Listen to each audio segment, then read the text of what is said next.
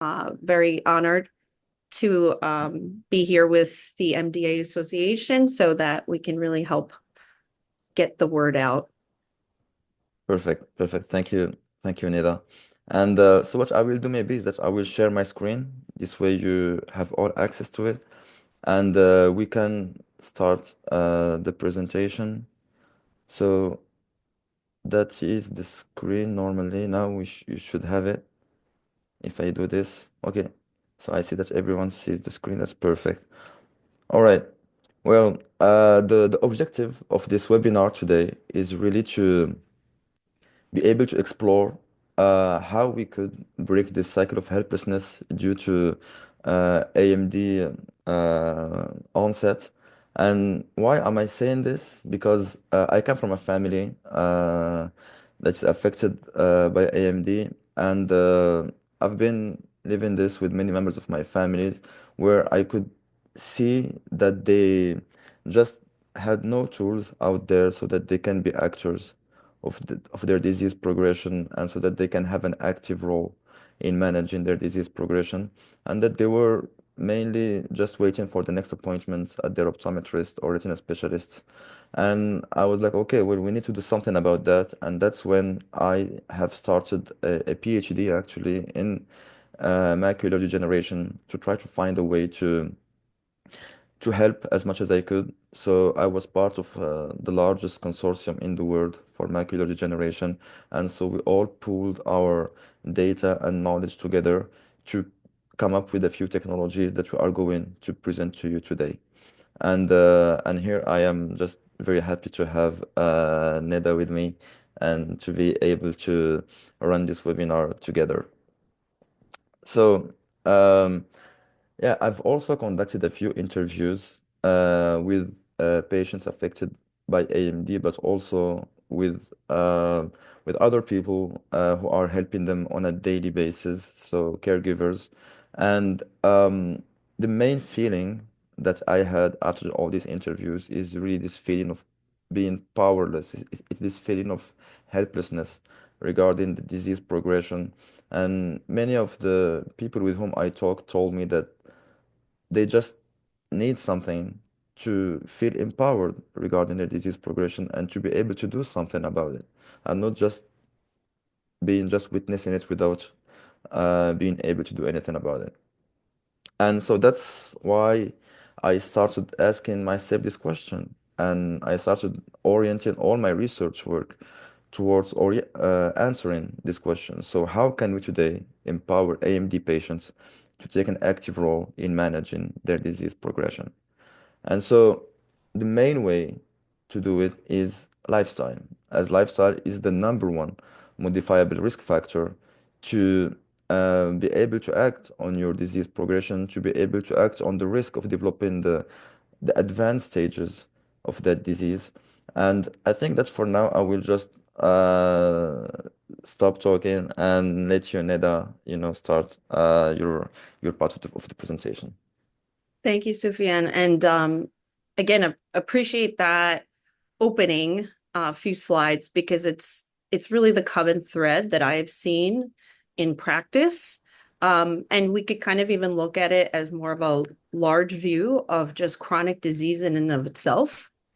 A lot of patients feel hopeless because we don't give them a chance to do things, or we don't, really support things that they can be doing to help mitigate disease.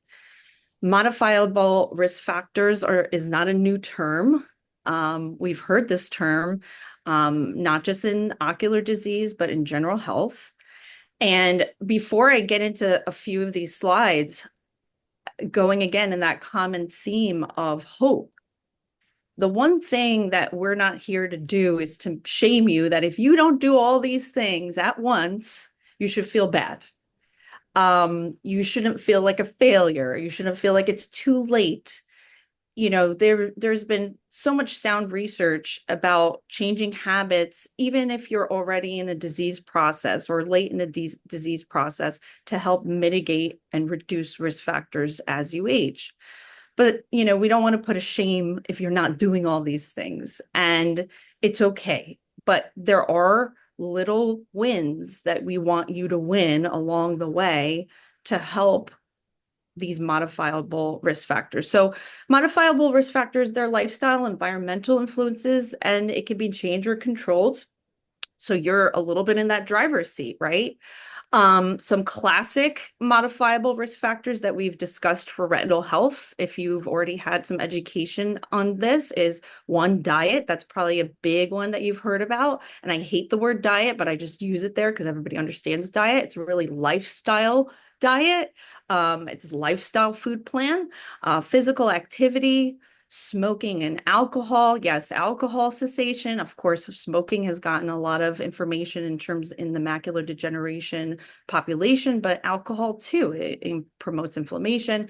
Sleep is really essential for a lot of things, and UV protection, ultraviolet protection. So I'm going to have Sufyan, he's going to do all my slides for me. So Mhm. thank you.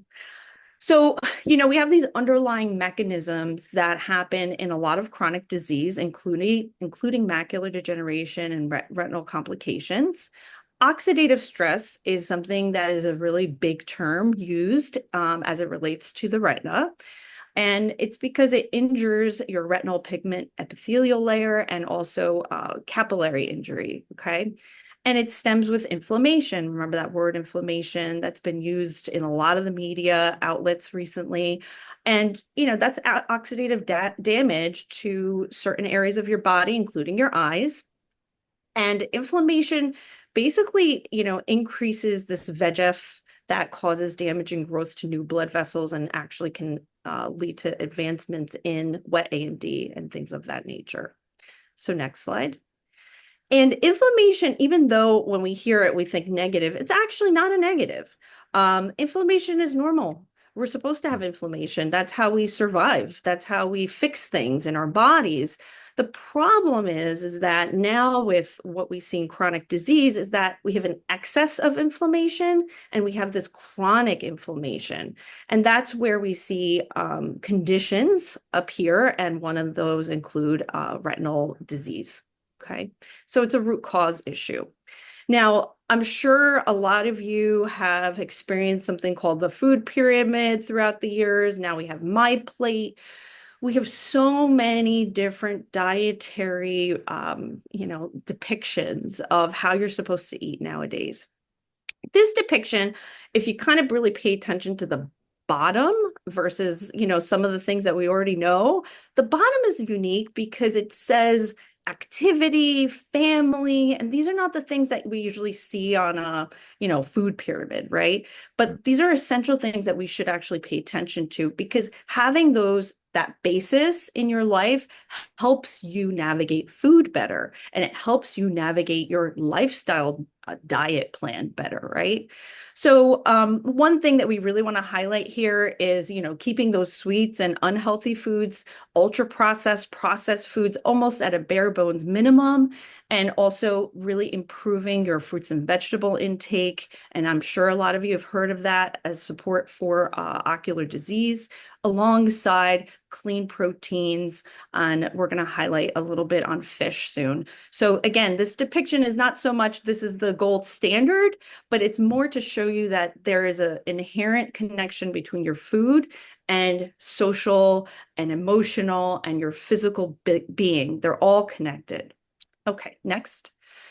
And going along those lines, nutrition is more than food, as I just said. To me, being in navigating nutrition education, it's almost like, yes, we start learning the black and white of nutrition, the macro and the micronutrients, but essentially it's thinking of your body as a cohesive whole. It's your physical activity, it's your sleep, gut health, toxic exposure.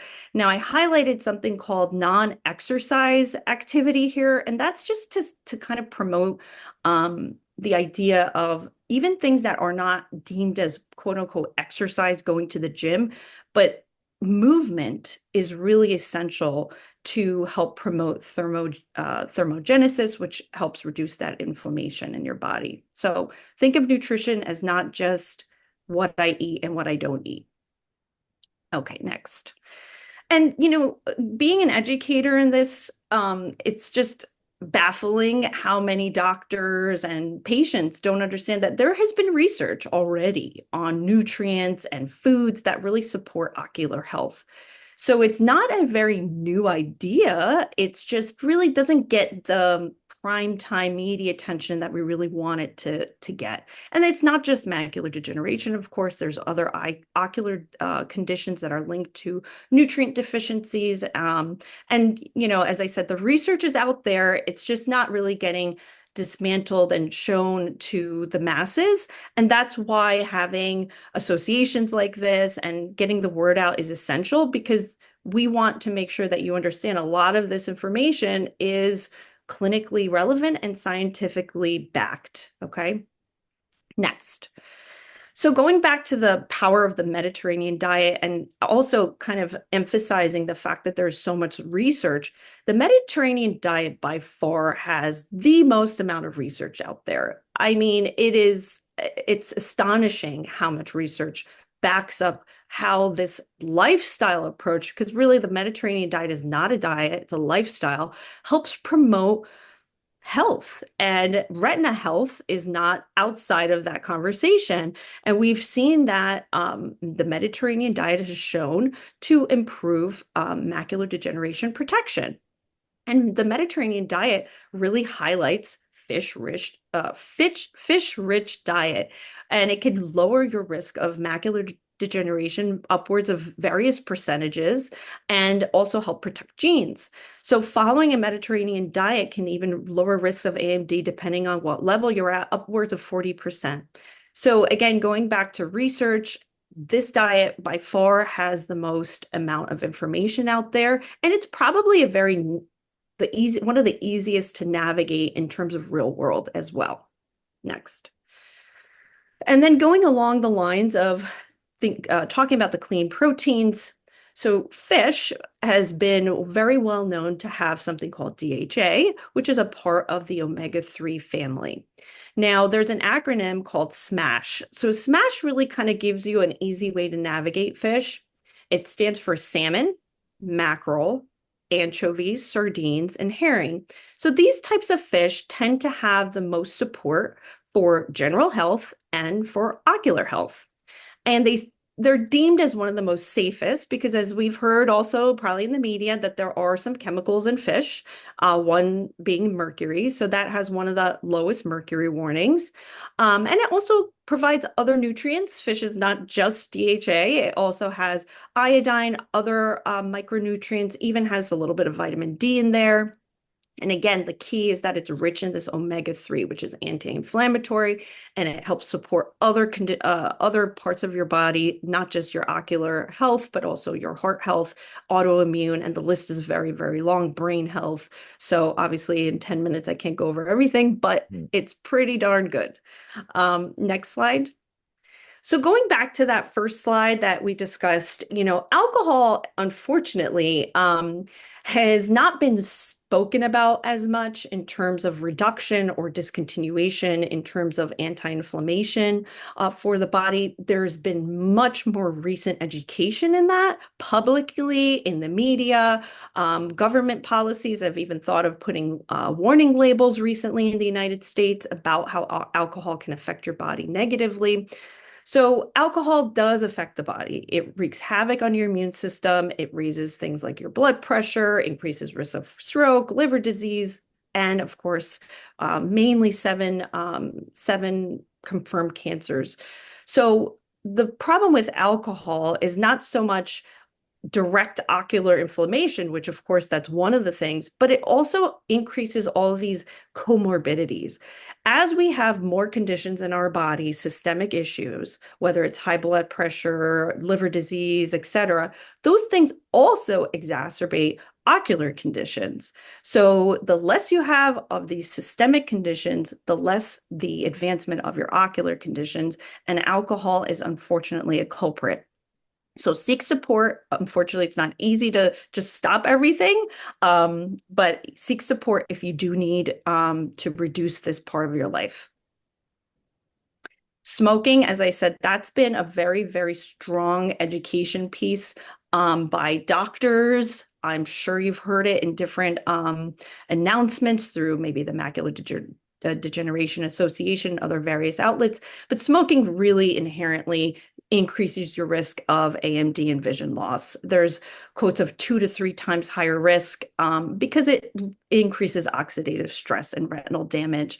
Smoking is not good for the eyes in no way, shape, or form. It has tons of chemicals, carcinogens, and again, going back to comorbidities, it increases your risk of other health conditions that make the ocular condition worse.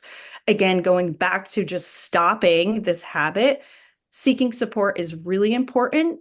Making sure you have everything ready for the cessation and reducing your habits in this is very important because smoking is hard to quit, but it's not impossible. So put this on your to-do list if you can.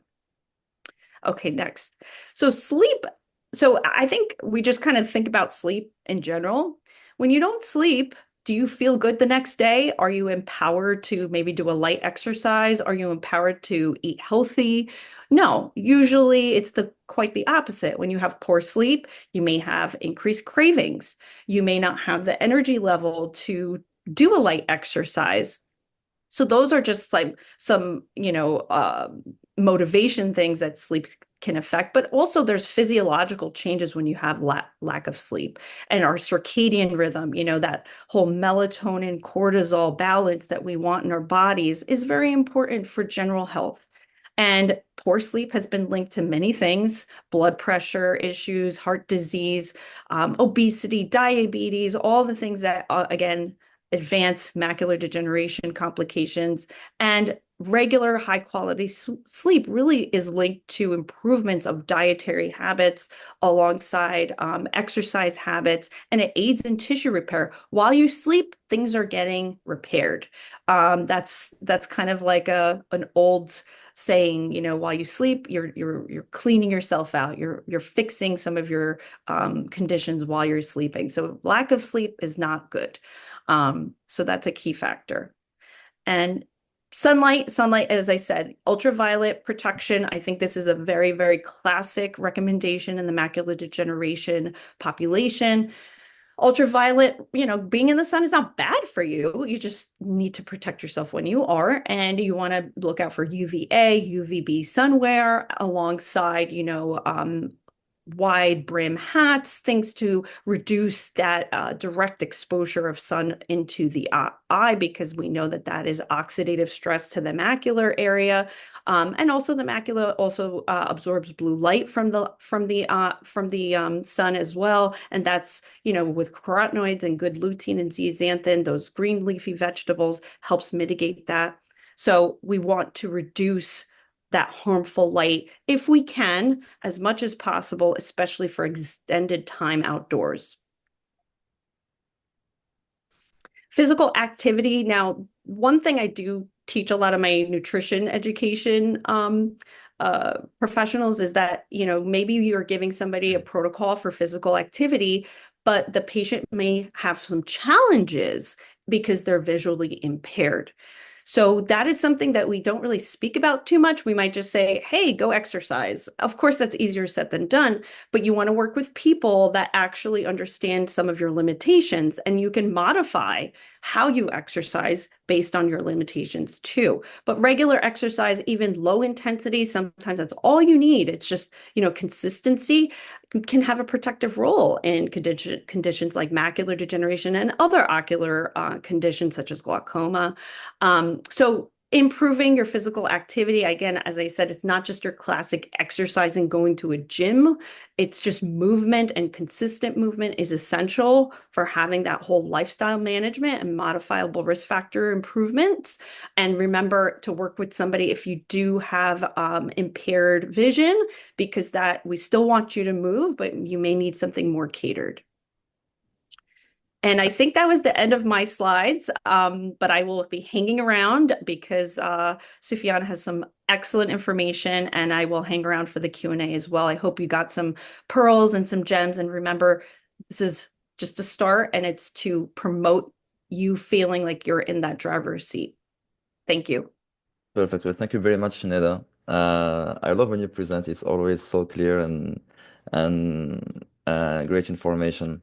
Yeah, so like I wanted to continue with the genetic part of AMD because we all know that AMD is hereditary, but I love this sentence here that says like heredity deals the card and environment plays the hand.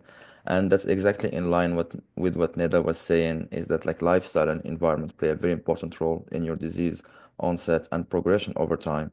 And so here like the main genes that have been associated with AMD are ARMS2 and CFH genes. And yes, if you have both these genes, will this multiply your risk of developing AMD by 50, which is really a lot. And at the same time, it's it increases the probability of progression to advanced AMD by 48%, which is basically like coin flip. So in other words, if you already are diagnosed with dry AMD and that you have both these genes, then you have 48% chance of developing the advanced stages of that disease, which are geographic atrophy and neovascular AMD. So yes, AMD is a hereditary disease, but then that's when we reach the part environment plays the hand, and that's when I will talk about epigenetics now. So what is epigenetics? Epigenetics is how environmental factors, so how your lifestyle, for example, can influence your gene's expression.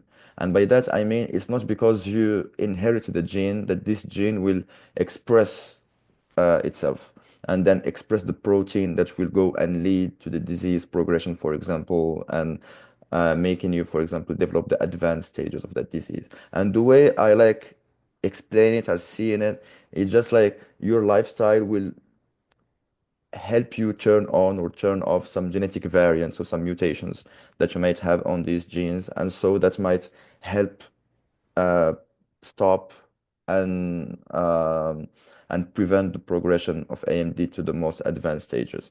So environment plays like really plays the hand. Another way you can see it is like if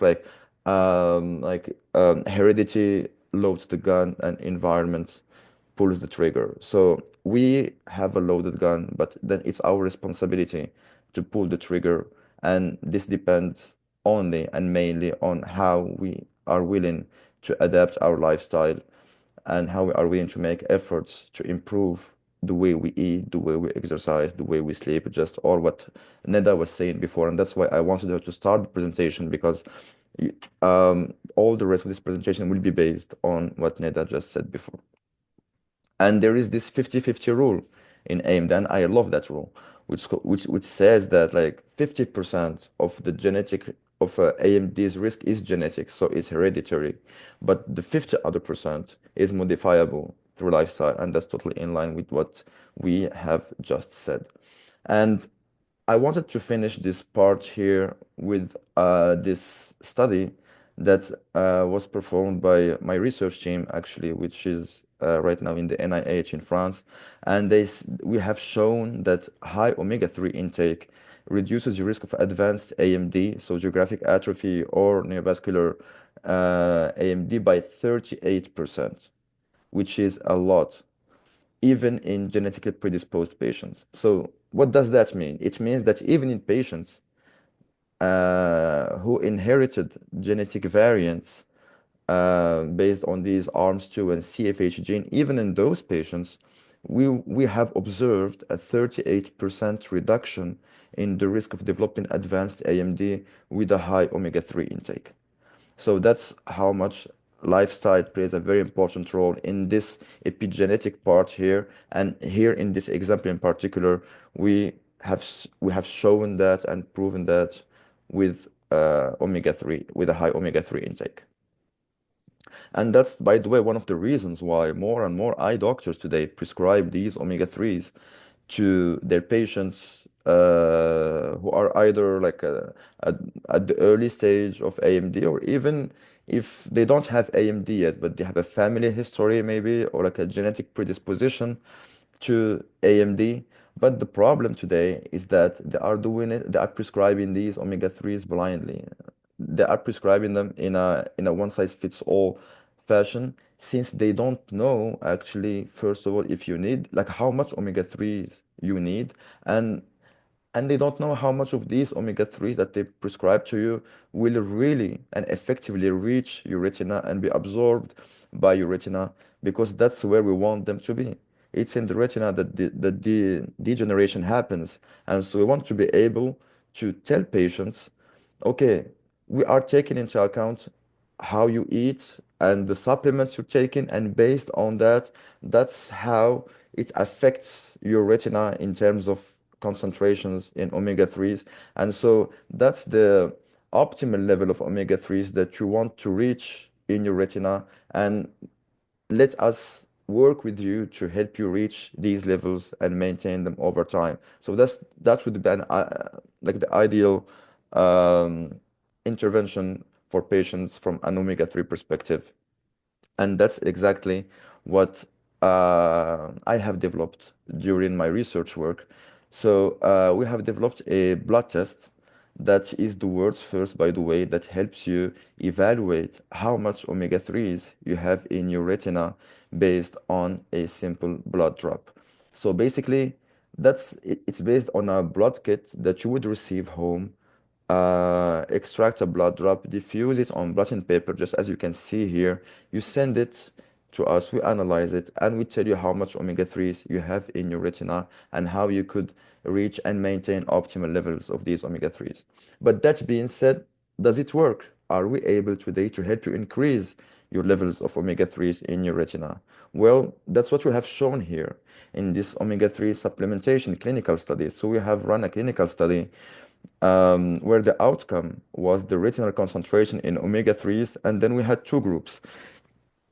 Sorry, we had the placebo group and then a group that was supplemented with omega-3s. And what we have shown here is that after 3 months of supplementation, the supplemented group reached a significantly higher levels of omega-3s in their retina. And I really stress this point, omega-3s in their retina compared to the placebo group. And we have uh, um, and we were able to maintain this statistical difference up to 6 months after supplementation. So even after 6 months of supplementation with omega-3s, we were able to increase the levels of omega-3s in the retinas of the patients who were supplemented in a significant manner compared to the placebo group. And of course, all these studies are, well, you can visit them, you can go and read them here. And by the way, I will also share the recording of this presentation after the webinar, as well as all the resources that we have used um, to prepare this webinar. And so now you hold the cards. You know, my objective as a researcher in macular degeneration and as a person whose family is affected by AMD was to go back to them at some point and tell them, well, guys, now you have a way, now you have a tool to have an active role in your disease progression. And it starts with omega-3s, and so let's work together today to help you personalize your omega-3 intake. And by intake here, I'm talking about supplementation, but also about dietary intake. Let's not forget that supplements are here to supplement a diet. They're not supposed to be the main intervention, okay? Let's just really be aware of that. Let's say that if all here at this webinar, if we were all to take the exact same supplements, we would not have the same amount of these omega-3s that will reach our retina. And that's what we call the bioavailability. Because this bioavailability, which is the ability of the retina to absorb the omega-3s that you had from this omega-3 intake, well, that is impacted by everything else, by all your environment. It's impacted by your dietary habit, it's impacted by your physical activity, it's impacted by the stress, it's impacted by your sleep quality, it's impacted by everything. And so we are all different and unique in respect to all these parameters. And so, okay, we are saying this, so let's increase the levels of omega-3s in your retinas, and to do so, let's change our dietary habits then to have a higher intake of omega-3s. But then, why changing habits feels impossible? Why, when we decide, for example, to go to the gym we just subscribe, we go one time, maybe two times, and then we keep paying the gym without going there. Why, when we want to start eating better, we realize at some point that we want to get back to what we were eating before and that we have tried, but we have failed. And now my objective here, during this part of the presentation, is not to tell you what to do, but to tell you why is it hard for us, because I'm also in the group of people who have troubles to change their dietary habits. Why is it hard for us to change our habits? And this starts with the habit loop, or what we call cue, routine, reward. So, and I wanted here to just provide an example. So let's say that you are in a stressful situation, for example, due to your work or like to a relationship that you have with a person, then your routine would be to go and eat a snack and snacking, like, or like junk food, because that's just a routine that you are used to have whenever you are stressed. And eating this junk food will lead to a relief, to a feeling of relief. Okay, now I ate that junk food or that snack, now I feel better. And then it comes back again. Like whenever you have whenever you will be stressed, you will eat your snacking and then feel that relief. And so my objective here now is, how can we break a bad habit loop? How can we act on that loop to make it a virtuous loop? And that's what I wanted to illustrate here with an experiment, which we call the hand washing experiment. And that's um, a, a study, a clinical study that was performed in a hospital. And in this hospital, they were asking themselves this question, like, is it possible to improve and sustain hand washing compliance rates among healthcare workers in an intensive care unit? Because they have realized that their healthcare workers were not washing their hands before and or after coming out from the emergency room. And so what they have done is that they have installed cameras, okay?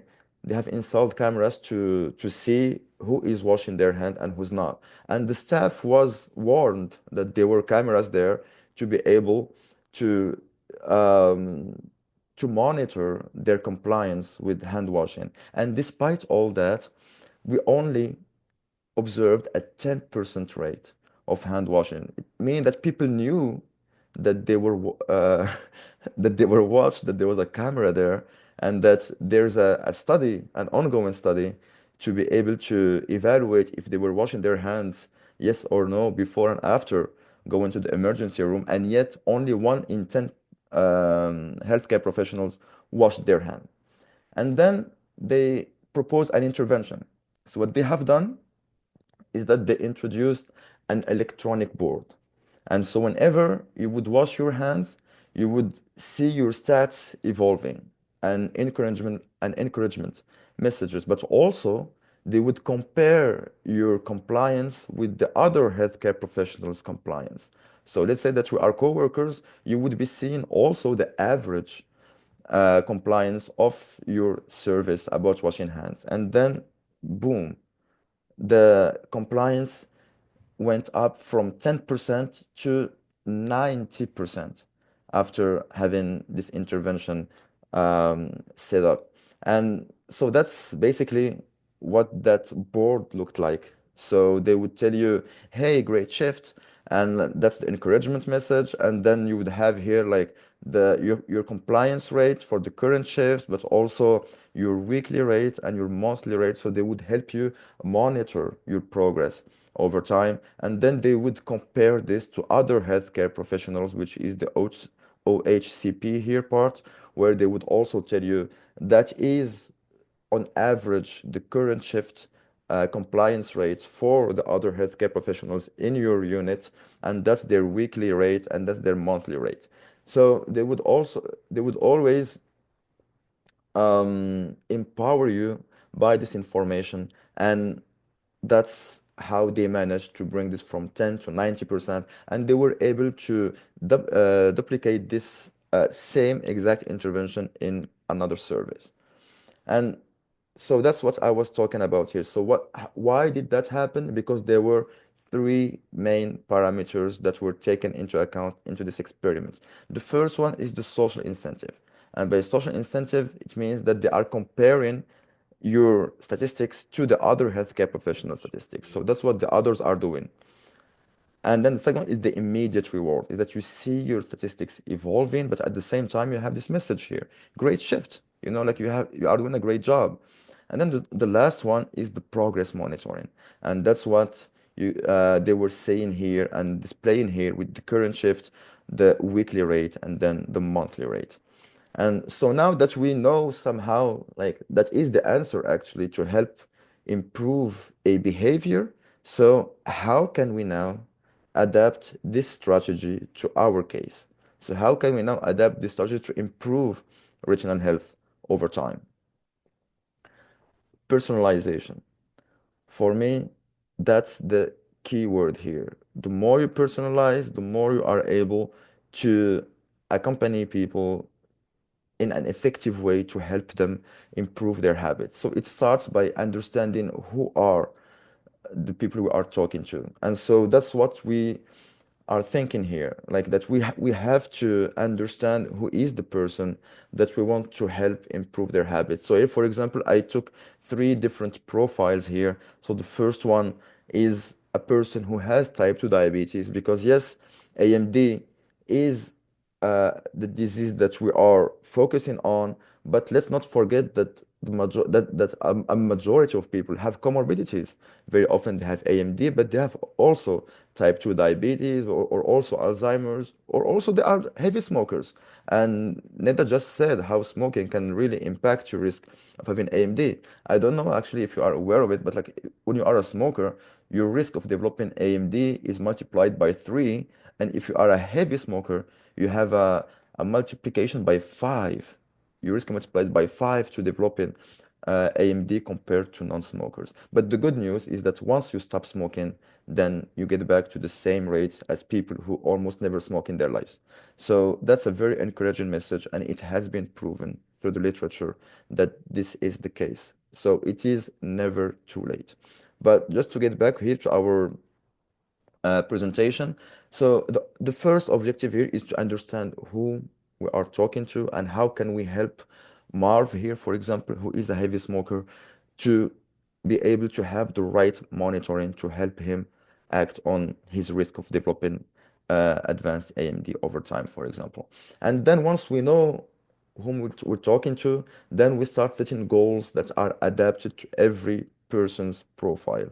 Like here, for example, we can see that Rita already knows about the Mediterranean diet and knows how to improve her diet over time, and she has that will, and she is used to make these changes to her diet. So for her, for example, we would be more prone to give her more goals to achieve per week, because she can achieve 1 or 2 goals. So we want her to achieve even more because she's able to do so.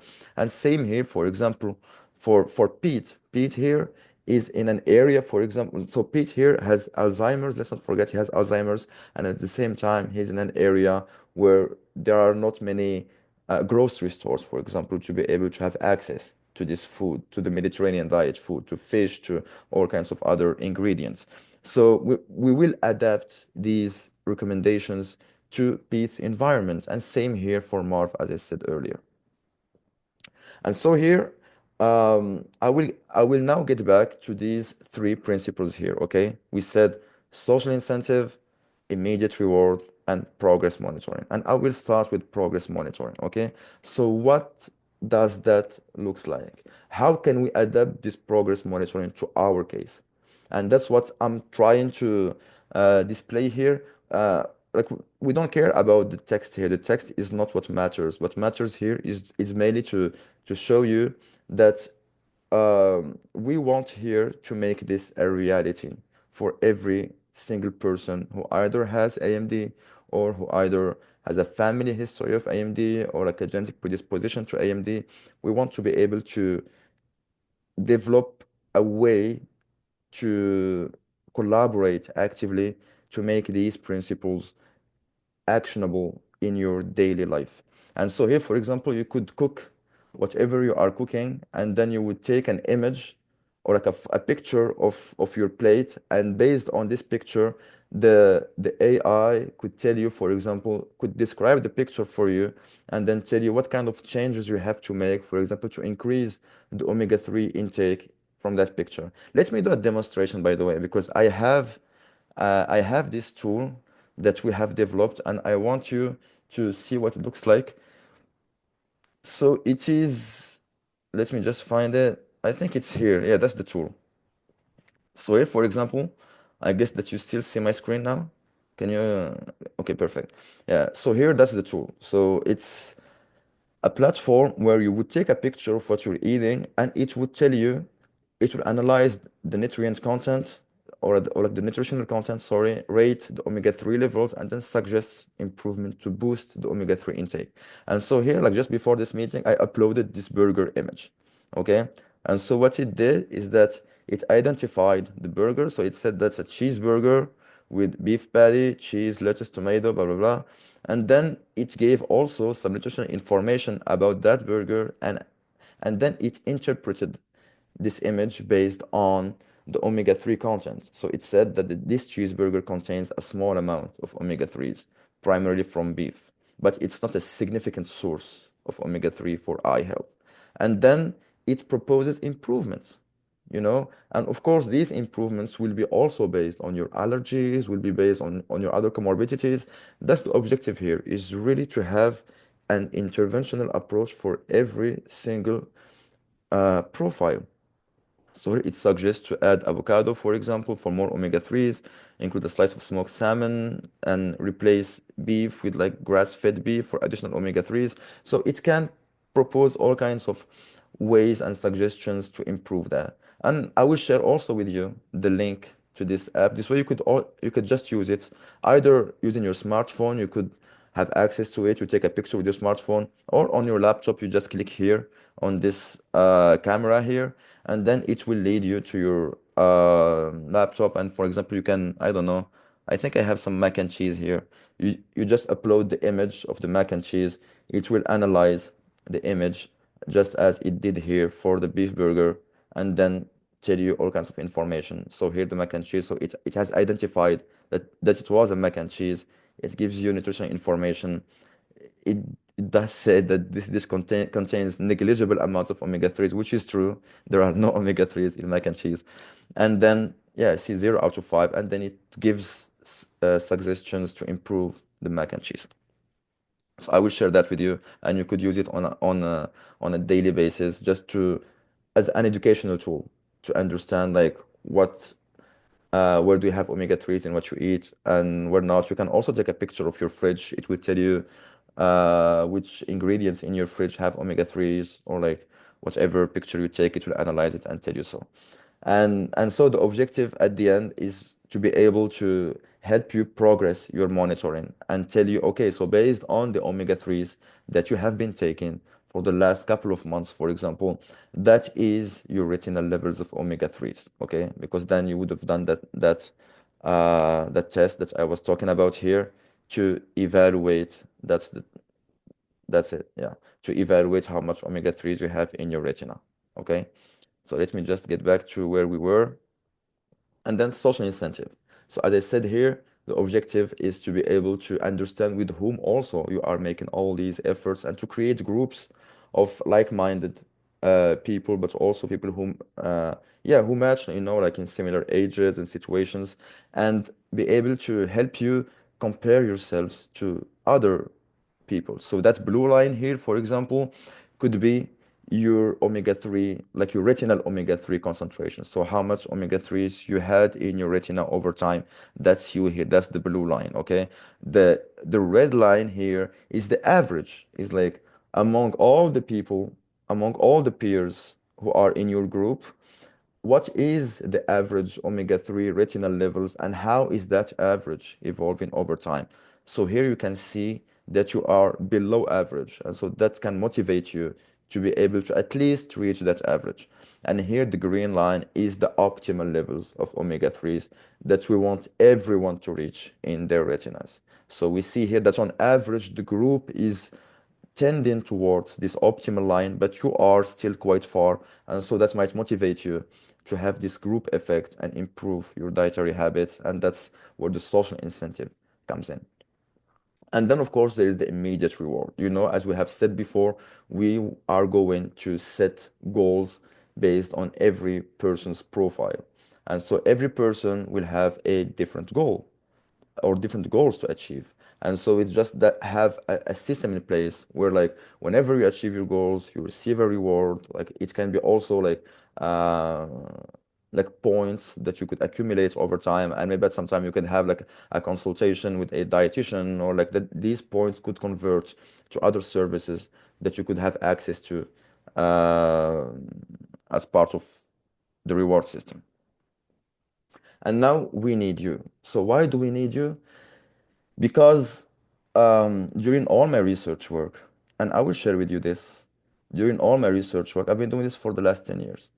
Um, I realized that as a researcher, because I'm not a clinician like Neda, I'm a pure researcher. I'm in my research lab and trying to understand the data, trying to make values out of all kinds of cohort studies that we were launching. And I had realized that I had not talked to a single patient affected by AMD during these last 10 years. And yet my objective was to bring like to improve science to prevent AMD from progressing or even to prevent the onset of AMD. But yet at the same time, I had not talked to a single patient. And I was like, well, that's not normal. And that's the case for all other researchers like me who do not see patients as part of their clinical activity, as we are not medical doctors. We are PhDs, we are doctors. And I was like, okay, I will stop doing this.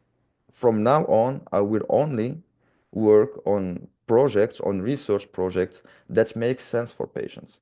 So instead of going to the literature and trying to come up with new research questions, I will just go talk to patients and ask them, what do you want us to develop for you? I'm here to serve you. So tell me what to do, and I have the knowledge, I have the human resources, I have the other researchers who want to work on projects to help you live with AMD over time. And so that's what I mean here. Let's develop this digital platform with you and for you. And to do so, we we need to start with the baselines. We need to know how much omega-3s you have in your retina. This way we can start working together to help put all these different parts here, progress monitoring, social incentives, immediate rewards in motion, and have focus groups to talk all together and see how you want us to help you improve your lifestyle habits. And so this digital platform here that I said, let's develop it with you and for you, will have three main pillars. The first pillar here is the biomarkers tracking. So we want to start tracking your retinal levels of omega-3s to help you find a way to improve these levels over time.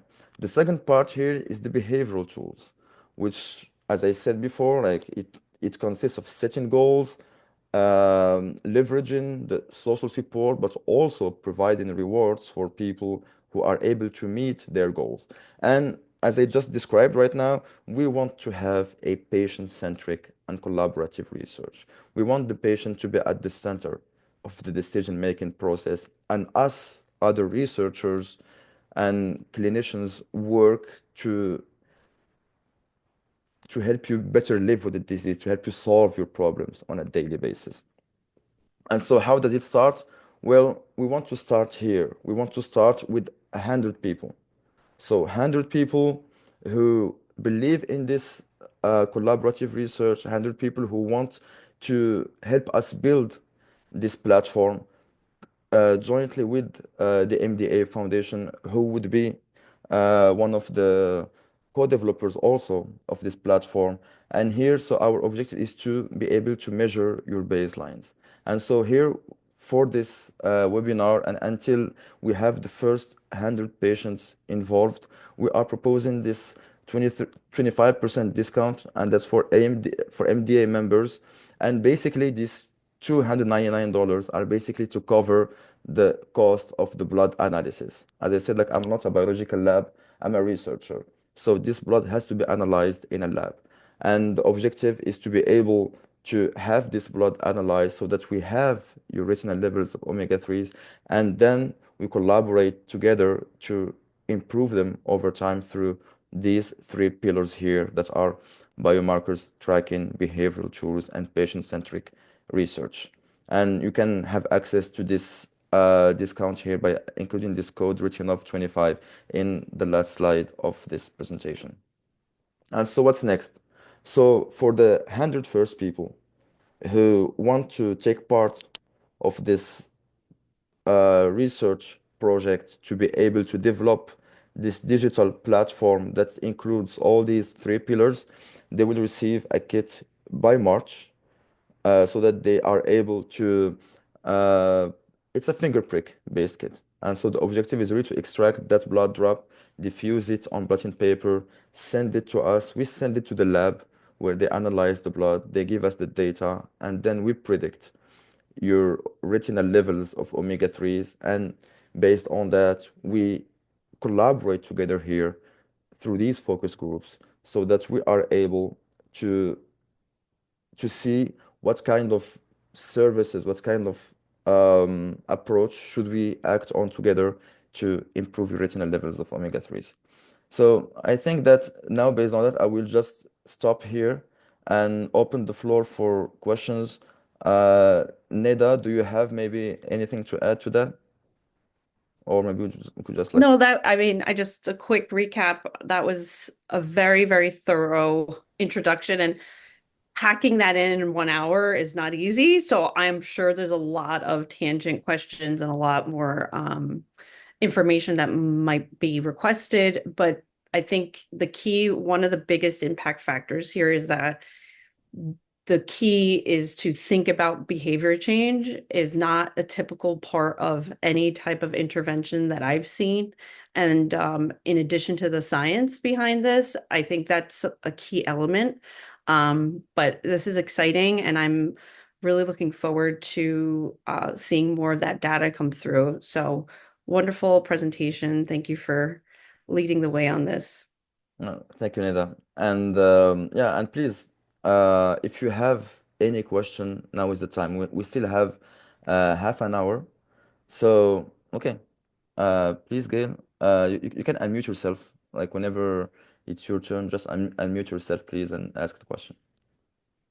Hi, thank you. Can you hear me okay? Yes, we hear you very well. Okay, great.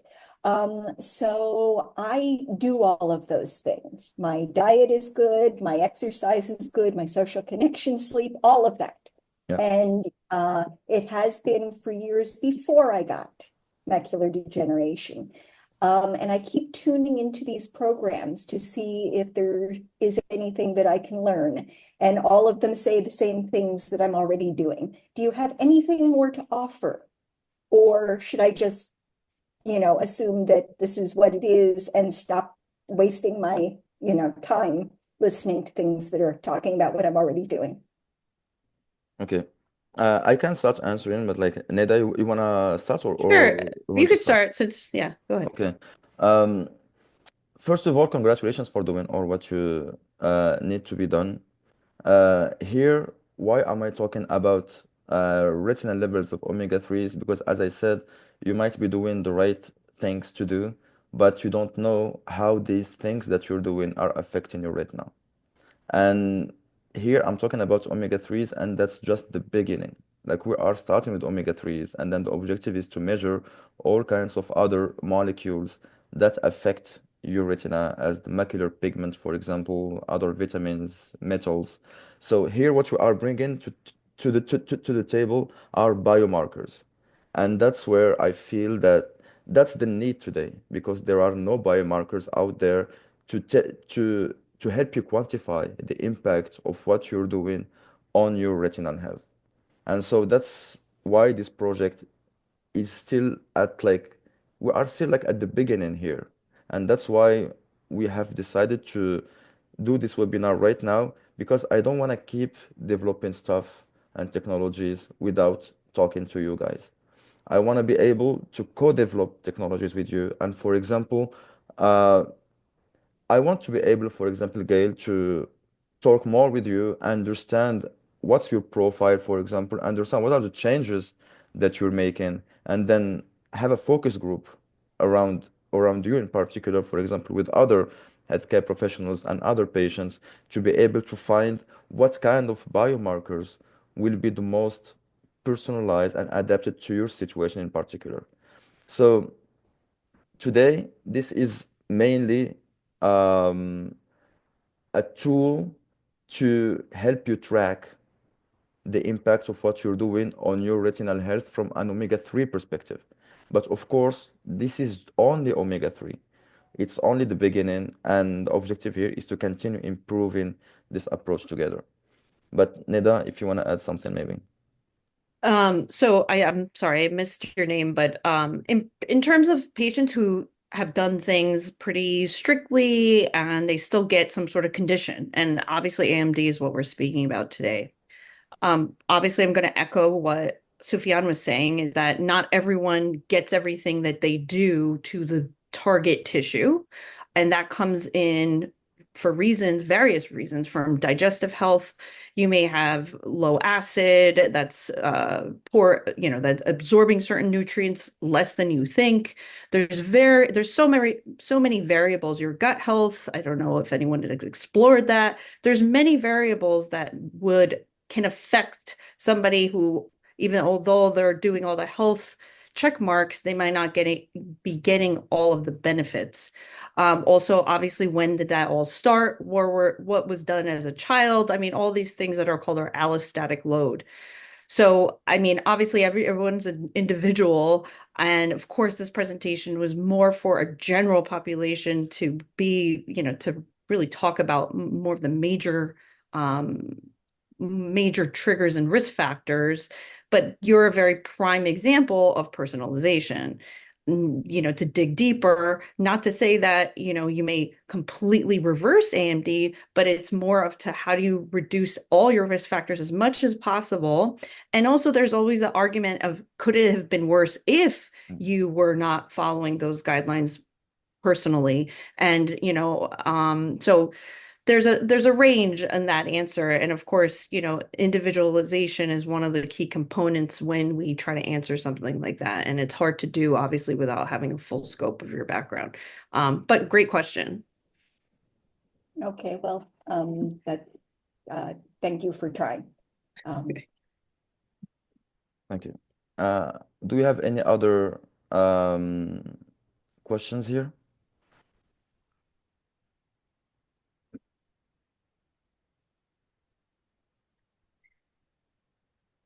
Okay. I think there was actually, you know what, I just opened the chat. Somebody asked if there's a website or an actual app. What is it exactly? So What I is don't the know if app? that was an Yeah, well, you can go to the website here by scanning this code. Or otherwise, I can also share it with you here um, Yeah, in the maybe put chat. in the chat Yeah, too. Yes, yeah. so that because there was a Surya question there I just noticed. dot vision. Yeah, so that's the website. I put it here in the chat, so you can go there and learn all what there is to learn about this technology. You can have access to the scientific articles, by the way, behind this technology as well. And you can also see who are the people with whom we are working, who are key opinion leaders, and who are helping us also from a scientific point of view to make this a reality. I see that there is a raised hand here. Uh, is it Jana? Jana? Sorry, maybe I'm not saying your name well, but please ask your question. And we can't hear you. You might be on mute.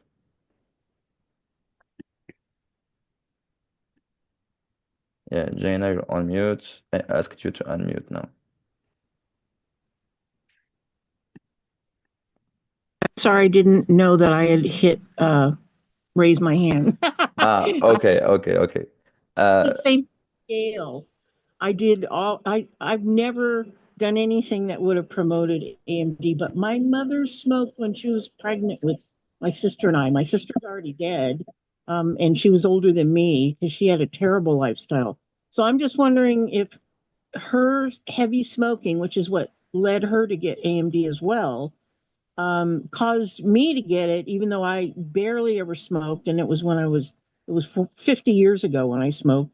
And I don't eat red meat. I have a strictly Mediterranean diet. So you got to wonder, how far back we go for these genetics or, influences that could be even prenatal. But yeah, I didn't have a question other than that. Okay. Sorry. No worries, Jaina. And by the way, for everyone who's here, I really want this to be a collaborative way for us to collaborate together and to move forward together. So please, I would love to keep talking to you guys and start organizing webinars in the future. So, and these webinars, I don't want to be the one who's deciding the subject. Um, Please tell me what kind of webinars do you want to, like, do you want us to organize? And I will bring the scientists who are specialized in the question that you want to have answered. Like, for example, if you want a webinar more specialized on epigenetics, the effect, as I said, of lifestyle on genetic, no, the effect of lifestyle on genetic expression, yes, we can organize a webinar based on that. If you want a webinar based more on uh, behavioral change, I am working with the behavioral scientists from Stanford who can intervene here and tell you guys much more about behavioral change techniques. So, and that's what I mean here when I said patient-centric research. It's not only about developing a platform, it's about education, it's about information, it's about all the resources that you want to have access to, and we can give you access to that. So it's beyond only this test. As I said, this test is just the beginning, and the objective is to build a whole hub around the the coaching to be able to improve lifestyle habits, to improve retinal health, and hopefully decrease the risk of AMD progression over time. And just a quick on whoever asked that question. I mean, absolutely, we always want to know like the one answer that caused everything, right? But sadly, that's not how the body works typically. And yes, there's something called the allostatic load, which is like accumulation of years and years from from pre-birth technically. The other factor that we secure your spot and I receive. think that I think we're still I think that someone is yeah uh, Say something. muted. let me just Hello. mute again, everyone. Sorry, because like That's okay. someone is unmuted. Maybe now you can unmute yourself again, Neda. Yeah, so just to also kind of layer this, obviously epigenetics is a whole in of itself education series. And there's a vast amount of information on it now. But also to layer on that, it's, we're talking about things that are measurable that Sufyan was talking about, or there's blood tests, which is a really, really important way to gauge optimization in your body. But we also don't always talk about physiological stressors that have nothing to do with food. You can have stressful events in your life, whether you lose a loved one, have a divorce. There's those things affect your body just as if a bad food affects your body. So one of the problems with discussing nutrition in chronic disease or disease states is that there's also a flip side to just the 101s of food, right?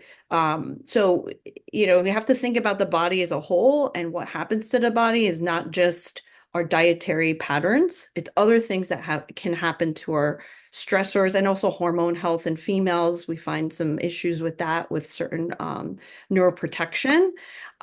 So there's deeper layers, but yeah, it's not so much if you only have a certain diet, you won't get anything ever. It's that you're reducing all your risk and perhaps you're getting it at the least at a lower expression. And also never forget that there's other parts of the body that need support too. So, for example, stress, sleep, all the other things that we've kind of really lightly touched on. Yeah, no, definitely. And I wanna also to because like we had a question also from Diane who said like how do we know if we have the genes ARMS2 and CFH that promote AMD? Is there a test? Yeah, there are genetic tests that you can have, Diane, What else um, do? Yeah. and go to other well we don't do those tests, but you have like other companies that provide genetic tests to be able to test if you have the ARMS2 and CFH. Please, like if you want to know more and learn more about that, just shoot me an email. Okay, you have my email, and by the way, I will send everyone here a this recording, and also I will send other resources. So please feel free to reach out if you have any questions. If you, as I said beforehand, if you want also to be able um to attend to a specific webinar on a specific subject, we can make that happen too. So please, we are here to help you learn the right information at the right time.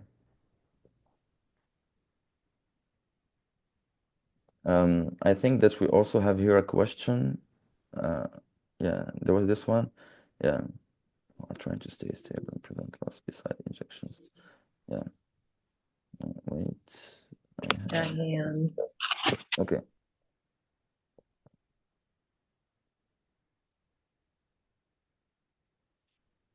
Are there any other persons here who want to ask a question? You're unmuted. I'd like to ask a question. Yes, please. I've been diagnosed with glaucoma for a number of years, and macular degeneration, age-related macular degeneration. But in 2020, I had an event that caused slippage in the right eye. It was significant.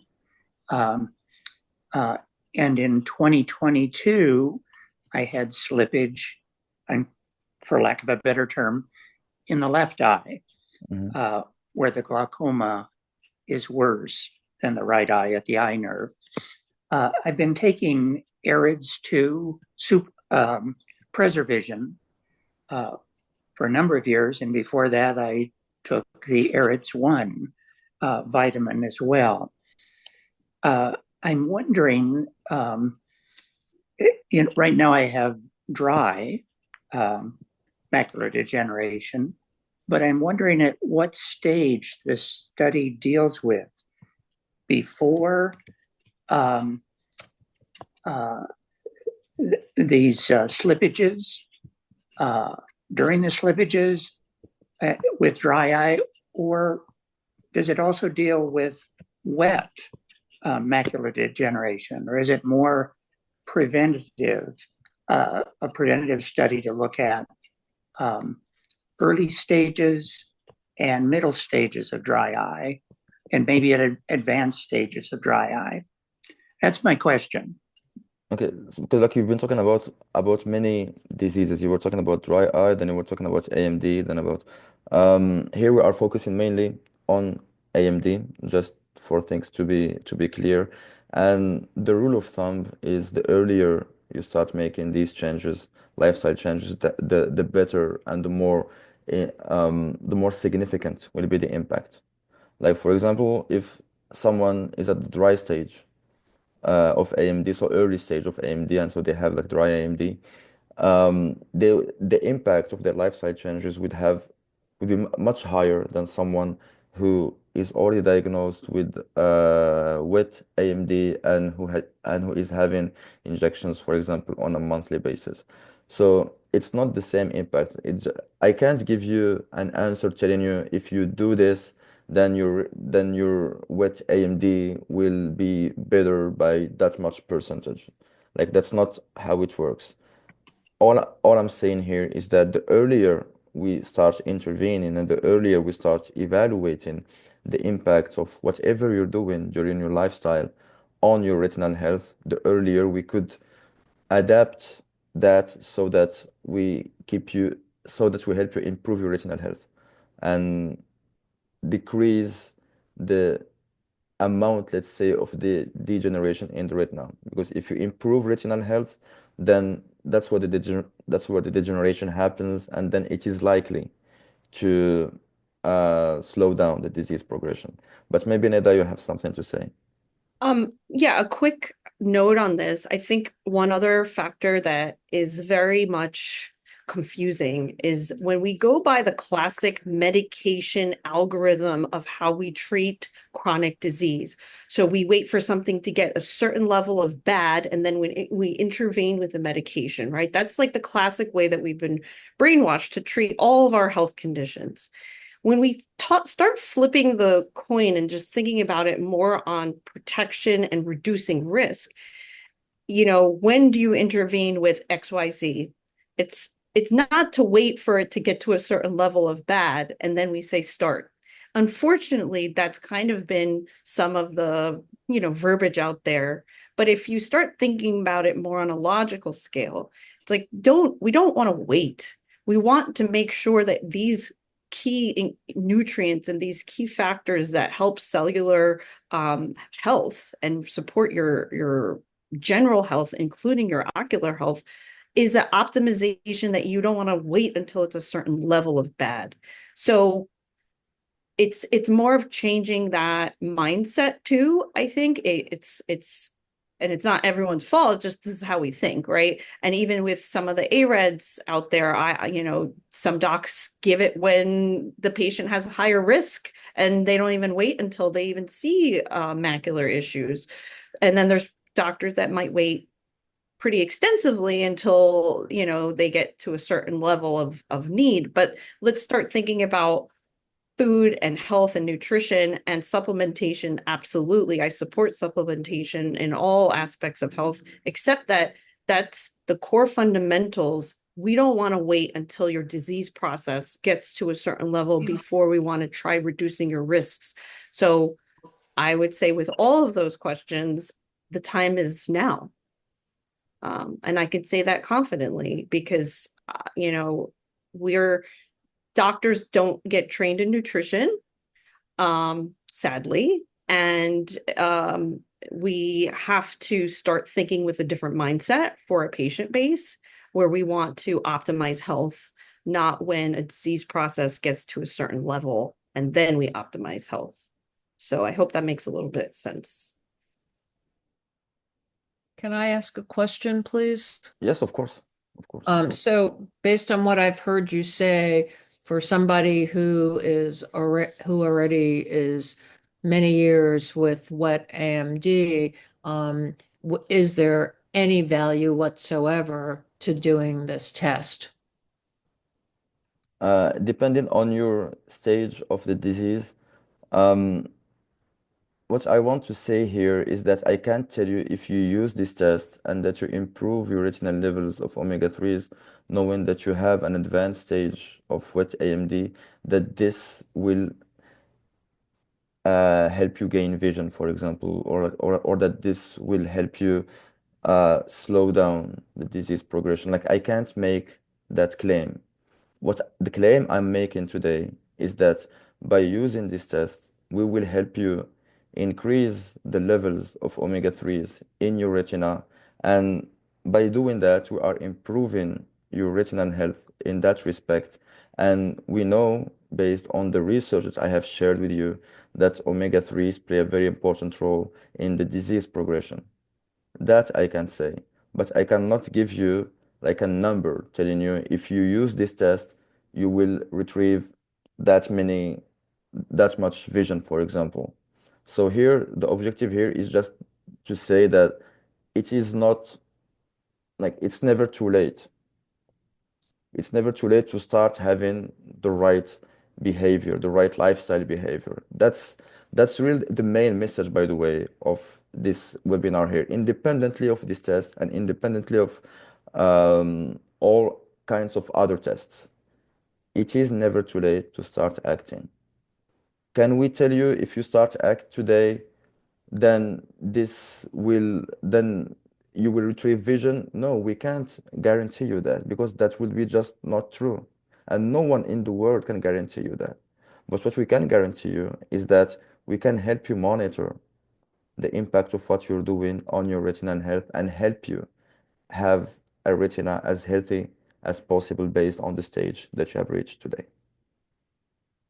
And I want to add a little bit of a more scientific support. There are studies, some preliminary studies that already came out with anti-VEGF injections with omega-3 status improvement that, it could also help the outcome of the injection. So there's studies, little studies coming out about this too. Again, it's not a direct impact factor, but there is research being done for patients who have like wet AMD who are getting the injections to enhance the effects of the injections by also enhancing their omega-3 intake. So there's already been, I forget the exact study, and I can share it with Sofiane, or he may already know it. But Yeah, I know the there's, study. yeah, there's some impact factors that are coming out in research, but I do support what Sophia is saying. This is not to say like if you take omega-3s, all of a sudden your wet AMD goes away. This is not the ultimate, presentation, but valid questions. And of course, this is why Sofiane is here for support. And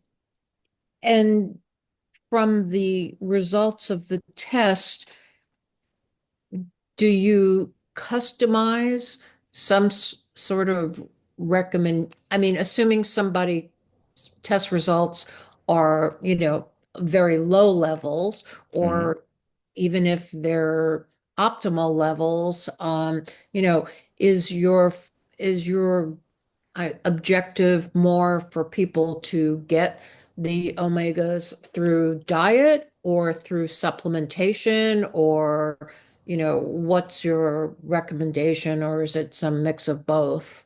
Yeah, no, it's definitely a mix of both. As I said before, supplementation is there to supplement a diet, and you can find it in the name of it, supplementation. So our objective here is to help you evaluate the impact of what you're eating in terms of omega-3 intake on your retinal concentrations of omega-3s. So in other words, whatever you are eating today, we will, like once you subscribe, we will send you a questionnaire to understand your eating habits, okay? And you will have access to all kinds of other information, because we need to know you first. As I said, personalization is key. And and I said it here in this part here, we will give you your personal profile. So who are you? What are your dietary habits? And then based on that, our objective will be to accompany you using all these different approaches here that we will co-develop together. Like what I'm showing here are sketches. The objective here, as I said, is to have a patient-centric approach. We will sit together in the same focus group, and I will ask you, okay, so who are you? And how can we, like, how do you want us, by the way, to help you improve your habits? Because no one knows you better than yourself. And then based on that, we will bring other scientists, we'll bring other clinicians in this focus group, because we will have many focus groups over time. That's just the beginning of this um, long-term project. We have to start somewhere, right? There is nothing out there today made for AMD patients by AMD patients to help them on a daily basis improve, like track at least biomarkers that are associated to their retinal health. That's what we want to bring here. So that was the long answer. The short answer is our objective here is to personalize whatever you're doing to help you improve your retinal levels of omega-3s based on this biomarkers tracking.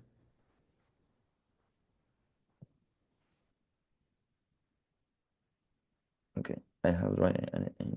I see that there are also other questions. We still have 5 minutes, so and I need help with the lifestyle. How do I know I'm having enough omega-3, please? So, Mary, that's the exact objective of this project here, is to help you know if you're having enough omega-3s to reach optimal levels of omega-3s in your retina. That's the exact objective of this blood biomarker here. So I don't know if that was clear enough. The objective here is to help you. Let me just get back here.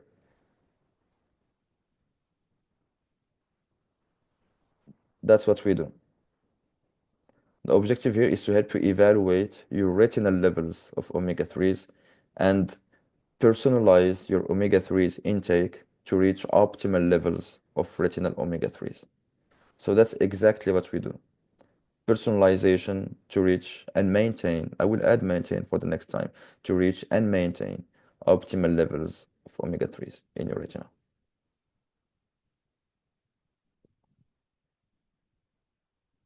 Do we have any other questions maybe? We still have 4 minutes.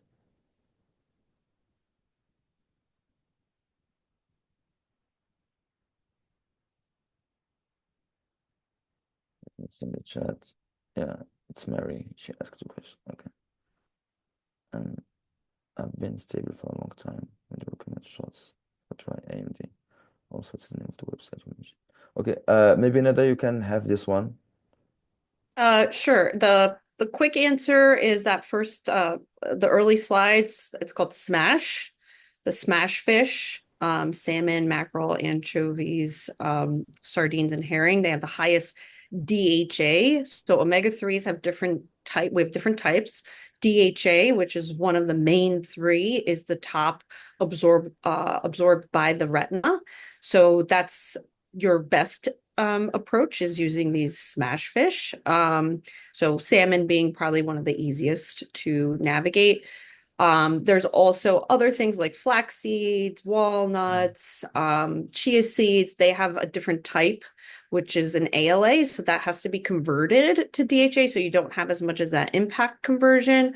But yes, so top or the salmon family fish, that would be the number one pick if we had to keep it simple.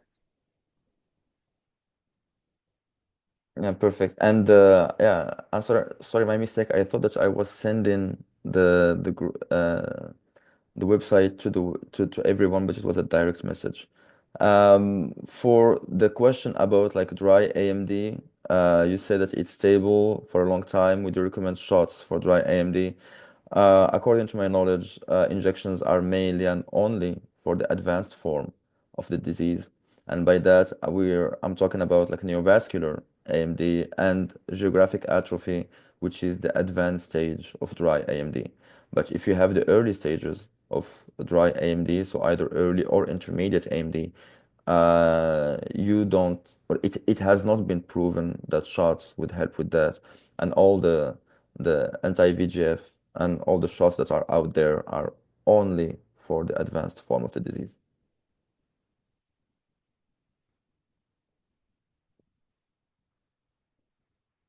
Are there any other questions?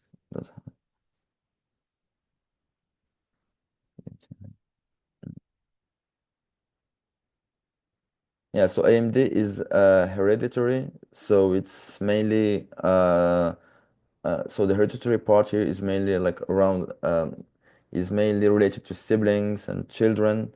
So that's where the hereditary part applies to this disease. So by the way, for the next webinars also that we will be having, please feel free to invite other members of your family, even if they don't have AMD yet, because as we said, like the earlier you intervene, the better are your chances of being able to prevent that disease from happening. And the best way to intervene is to have access to the right knowledge and the right tools to intervene right on time. Okay, so I think I will stop sharing the screen for now as it's time. But again, thank you everyone for coming to the webinar. I really had a great time sharing with you my scientific research work and answering your questions. And thank you also, Neda. Thanks a lot for being here and for Thank answering you. all the questions and for presenting the content. Thank you for inviting me. And again, this is exciting technology. So I hope it just keeps advancing, and I hope everyone gains some pearls today. Perfect. Well, thanks a lot. I will stop the recording for now, and I will share with you guys the recording and scientific resources that are associated to what you have presented today.